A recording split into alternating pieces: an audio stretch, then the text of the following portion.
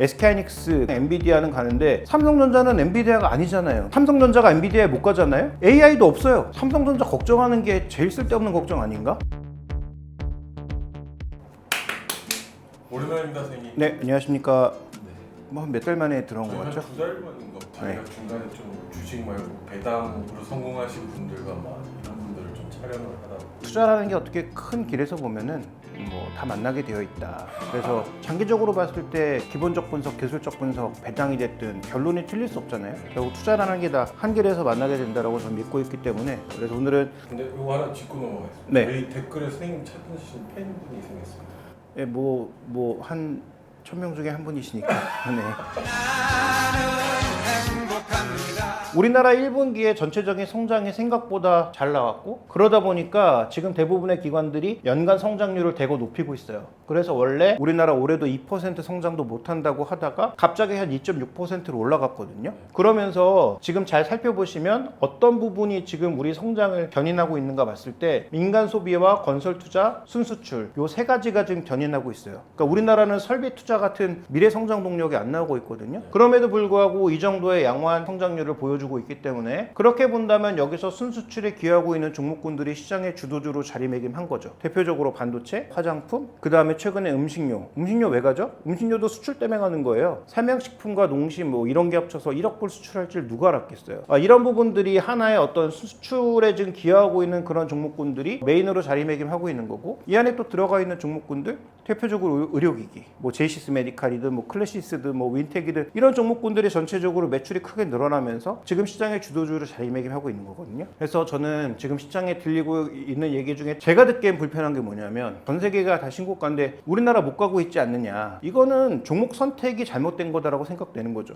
근데 우리는 시가총액 방식이니까 삼성전자가 못 가서 지수가 못 간 것처럼 느껴지지만 실제로 개별 종목상에서는 우리나라 종목군들 중에서 엄청나게 간 거 많아요. 제가 예전에 말씀드렸던 LS도 역사적 신고가 쳤죠. 그 주변 종목인 재룡전기, 재룡산업 이런 거 연초에만 막 300%씩 올랐죠. 그 다음에 지금 뭐 LX 일렉트릭, HD현대일렉트릭, 그 다음에 뭐 효성중공업 이런 종목군들도 다 신고가 쳤죠. 근데 전 세계 종목군들이 올해는 50% 내외 정도 올랐는데 우리나라 종목군들이 막 300%씩 올랐어요. 그러니까 우리나라는 지수가 안 오른 것 같지만 개별 종목군들은 글로벌 시장을 엄청나게 업비트한 종목이 많다. 그래서 올해 어떤 시장에 대해서 투자 수익률이 낮거나 지수에 대해서 불만을 가지고 계신 분들은 종목 선택이 잘못됐을 수 있다. 화장품도 난리 났죠. 화장품도 지금 뭐 연초 대비해서 2배 오른 종목 막 너무 막 널려 있거든요. 그래서 그런 부분으로 봤을 때 보면은 올해 우리 시장의 방점은 결국 수출이다.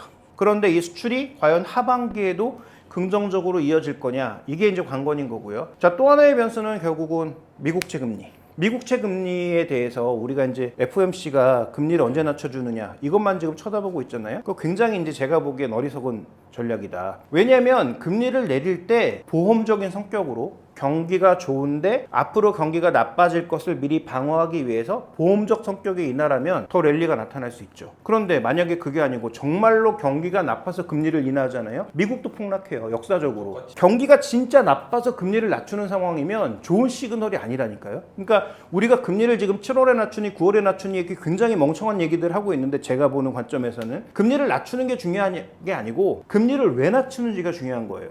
원래 우리가 생각했던 작년 재작년에 경기가 너무 좋았지만 그 경기와 물가가 조금만 속도가 줄어들 때 보험적으로 먼저 금리를 내리는 거라면 랠리는 더 이어지겠죠. 근데 예상했던 것보다 경기가 너무 빠르게 식는다? 그래서 금리를 빠르게 내려야 되겠다? 이런 선택이 나오면 그때 미국도 작살 날 수 있는 겁니다.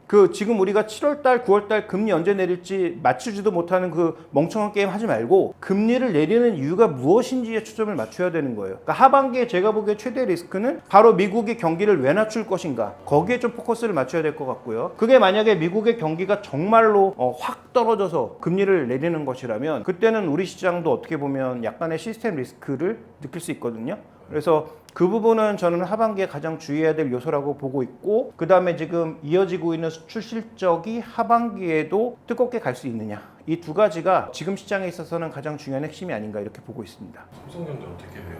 삼성전자는 뭐 제가 다른 방송에서도 계속 강조드리고 있지만 삼성전자 걱정하는 게 제일 쓸데없는 걱정 아닌가? 물론 주가가 안 올라가니까 가지고 계신 분들은 화 나겠죠. SK하이닉스 그다음에 뭐 해외 시장 엔비디아는 가는데 삼성전자는 엔비디아가 아니잖아요. 그러니까 엔비디아랑 똑같이 움직일 수가 없다니까요. 그다음에 엔비디아에 언제 납품하느냐 가지고도 또 여러분들이 싸우시던데 그 아무 의미 없는 싸움이에요. 왜냐하면 삼성전자가 엔비디아에 못 가잖아요. AI도 없어요. 왜냐하면 지금 SK하이닉스가 풀캐파 돌려서 만들어 봐야 용량이 제한되어 있는데 그 지금 전 세계에서 모든 업체들이 다 HBM 그다음에 엔비디아 칩 달라고 난린데 그러면 데이터 센터 하나 짓는데 지금도 비싸다고 난린데 더 가격이 올라갈 거 아니겠어요? 그럼 AI가 될 것 같아요? 안 돼요. 지금도 비용이 비싼데 더 비싸진다니까요. 그래서 자꾸 AI가 뭔가 좋아 보이니까 착각하는 게 그걸로 뭐 굉장히 뭐 신기하고 이게 앞으로 뭔가 될 것 같고 얘기하는데 그걸로 생산성 있는 거 뭐 만들어 봤어? 라고 얘기하면 대답 잘 못해요. 그 다음에 설사 그걸로 돈을 벌 수 있다고 하더라도 그거는 지금 그 사람에게 돈을 벌 수 있는 기회를 주는 것이지 그걸 제공하는 뒤에서 밀어주는 소프트웨어 회사나 이 회사들은 엄청난 적자를 보고 있는 거예요. 왜냐하면 지금 우리가 일반적으로 검색을 했을 때 1쿼리랑 AI에서 돌아가는 1쿼리는 사용하는 AI 소스, 그 IT 소스의 사용량 자체도 엄청난 차이가 있고 전력도 엄청난 차이가 있는 거예요. 그러니까 우리가 옛날에 구글에서 검색 하나에서 자료 찾아가지고 만드는 것과 지금 AI에서 내가 다다닥 쳐가지고 뭐 만들어줘 해서 만드는 것과 결과물은 뭐 어떤 게 더 좋을지 상황에 따라 다르겠지만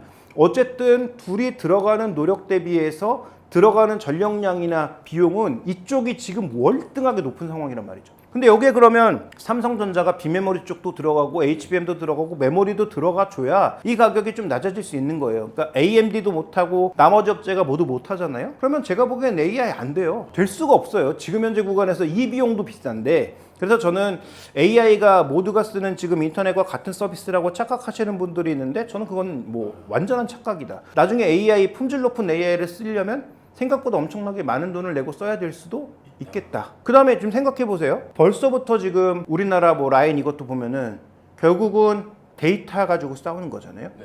일본이 워낙 허접하게 못해서 그 자리를 네이버가 잘 치고 들어갔고 라인이라고 하는 것을 마치 국가 인프라처럼 만든 거예요. 그러니까 일본이 뺏어오고 싶은 거예요. 저건 인프라거든요. 그러니까 그런 데이터 싸움을 하고 있는 그 핵심 포인트가 뭐냐? 양질의 데이터를 확보하는 것 자체가 권력이거든요. 그러면 그 데이터 이제 줄 것 같아요? 그동안은 소위 이제 인터넷 시장이다 보니까 검색 시장에서는 일정 부분 풀어주고 유료한 부분이 있었지만 AI에서는 이걸 가지고 있는 게 권력이라니까요.